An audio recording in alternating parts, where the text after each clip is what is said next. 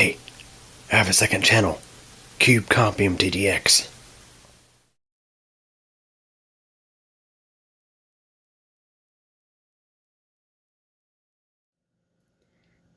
Hey everybody.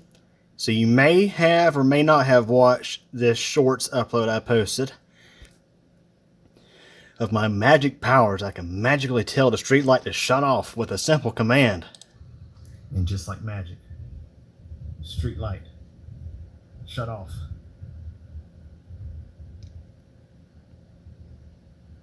And it is shut off.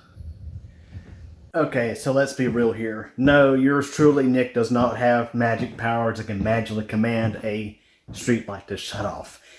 Let's go ahead and talk about how this happened. So let's go ahead on outside and have a look at the streetlight in question. So, walking out here to the street. So, as I'm walking out here, let's go ahead and talk about this light. So, the light in question is called a high pressure sodium lamp. It's a vapor discharge lamp, and with time, they do have to be maintenance. They have to be replaced. And what happens with high pressure sodium is when the bulb nears its end of life, the ballast, to my understanding, cannot maintain the lamp. So what will happen is the lamp will just shut off. It'll cool down, and when it cools down, it will restrike and start again. So here it is behind me. You see it's running right now, and it'll probably shut off any moment now. So that's what high pressure sodium lights actually do when they get near end of life. They will, like I say, it's the point where the ballast can no longer keep up the lamp itself, the bulb. So it will just drop out, and it's going to probably do it any moment now. And I'll try this, but let's say by my magic it will shut off.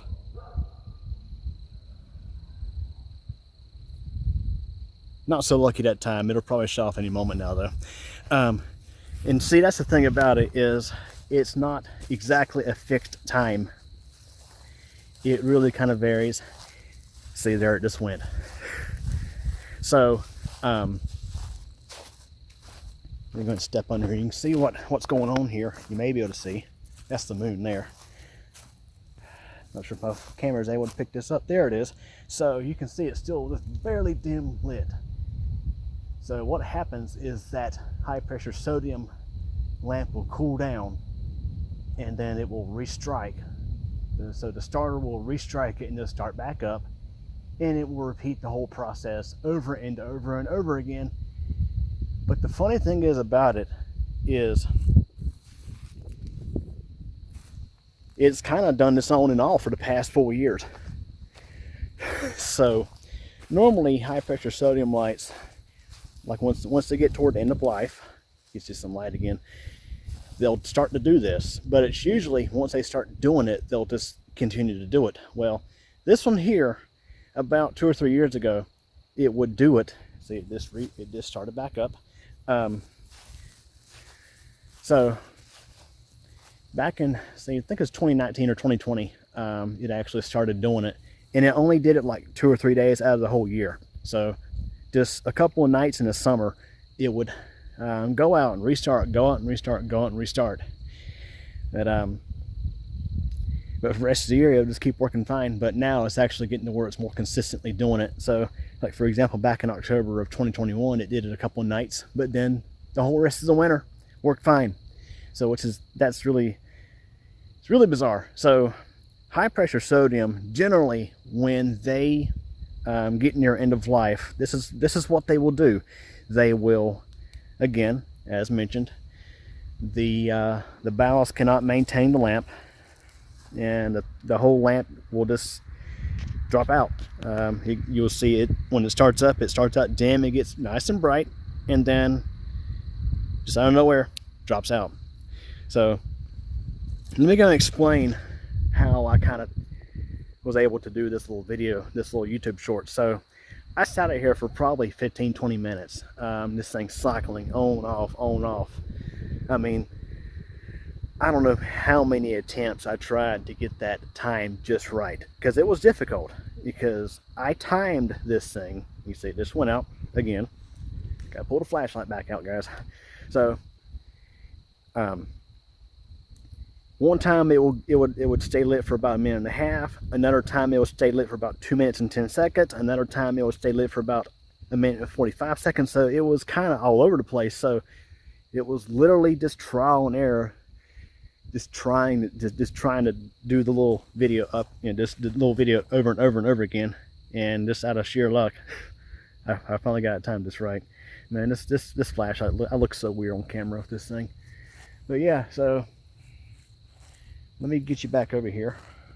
Try not to step on this cat. There it is. Get my camera. There we are. So it's about to restrike any moment now. You can see it's starting to get a little bit brighter, and eventually, yep. I heard the ballast there for a second. Heard the ballast starting to buzz a little louder. But yeah, this is what they do. High pressure sodium.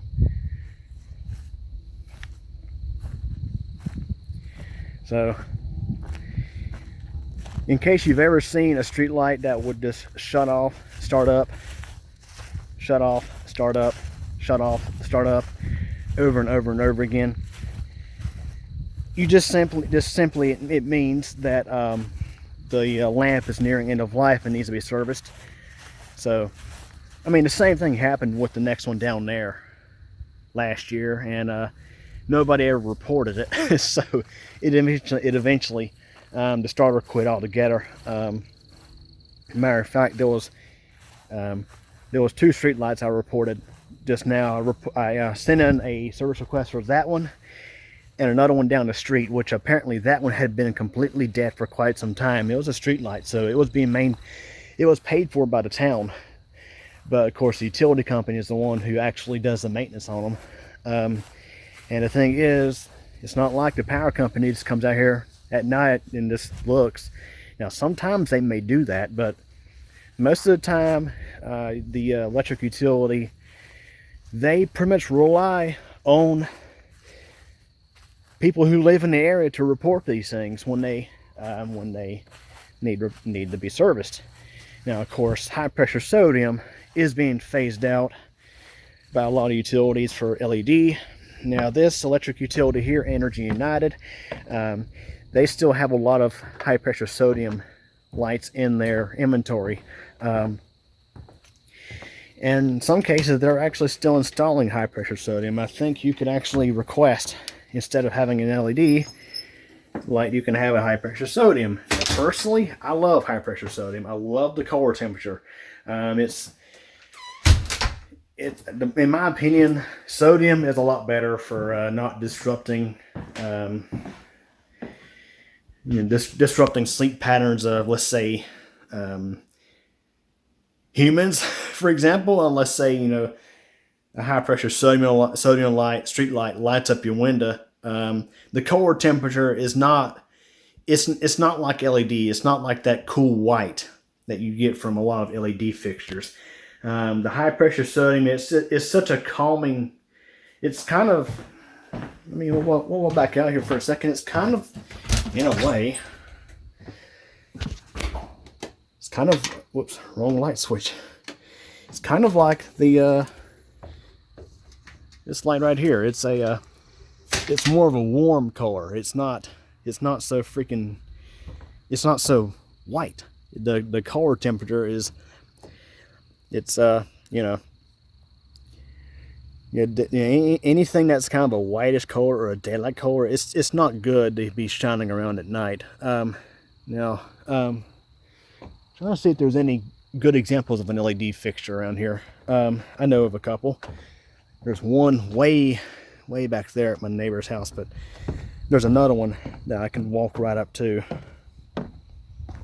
That's it's actually on my parents' account. It's their security light. Energy United back in I want to say 2014, 2015, they did phase out all their mercury vapor lights and replace them with LED. But high pressure sodium, I mean, there's still, you may be able to look around, you may be able to see there's a bunch of high pressure sodium lights in this neighborhood.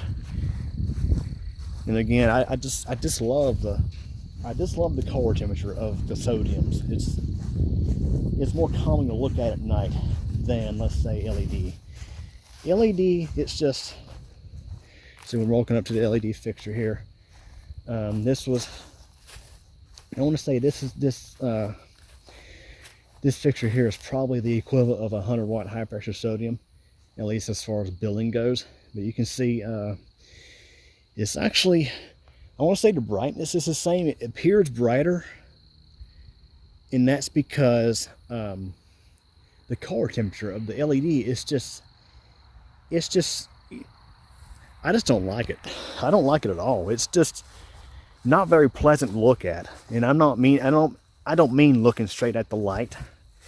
I'm talking about like just in general. I feel like the core temperature of these new LED fixtures, it's disruptive in a way. So although the old sodium lights, you know, they do require maintenance because they're a vapor discharge lamp, older technology. They're more efficient than incandescent, and I believe also more efficient than halogen too. So that light, you know, the street light, why it's going, that's a 200 watts. Well, there it just went. But that's a 200 watt high pressure sodium light. Excuse me, 250 watt. It has a little 25 on the bottom of the fixture, so that means 250.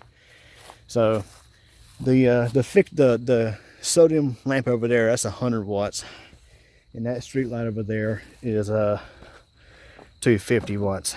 So I did want to take some time to shoot this video. I know it's kind of all over the place, but I did want to take some time to shoot the video. That way, any of y'all who watched the little shorts video of me magically commanding the street light out there to shut off, no, I don't have magic powers. It was just a matter of luck, really.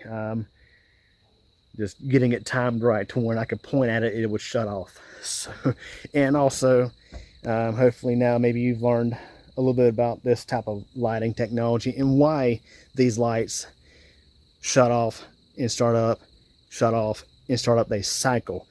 That's what they do when they need to be serviced. So anyways, hope y'all enjoyed this video. Thanks for watching. Well, everybody, that wraps it up for this video, and I hope you enjoyed it. If you did, please like the video. Also, don't forget to subscribe to the computer channel, and be sure to tick that bell so you'll get notified when new videos are posted. Also, don't forget, I have a whole lot of other interesting videos here on the channel to check out.